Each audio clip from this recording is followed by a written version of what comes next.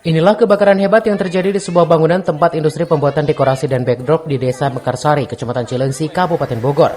Diduga penyebab kebakaran sendiri akibat korsleting listrik.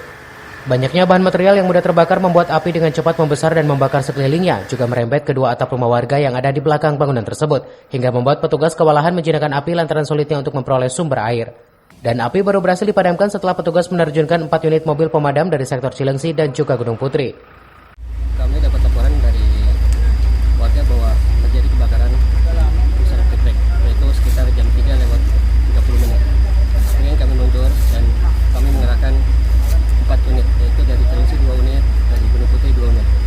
Butuh berapa lama Pak untuk menjinakkan api sendiri Pak? Sebetulnya tidak terlalu lama, cuman hanya kendala dengan air. Kami dibantu dari PDAM, ternyata di PDAM hanya tidak maksimal, jadi kita mengambil dari satu. Informasi PLN itu pagi mati listrik sampai dengan sore baru nyala. Saya sendiri lagi benerin air di depan, tiba-tiba di belakang sekitar jam 15.25 itu ada kabar kalau timbul asap. Udah selanjutnya saya udah nggak ini lagi. Langsung gede apa gimana Langsung Pak? gede. Kalau estimasi belum bisa persisnya ya, cuman estimasi mungkin sekitar 250 jutaan ada. Tidak ada korban jiwa dalam peristiwa ini, adapun kerugian ditaksir mencapai 250 juta rupiah. Itu berupa alat-alat kerja, berupa circle, mesin-mesin, kompresor, sama modul multiplex, triplek, sama acrylic mirror, karpet. Sementara itu sih.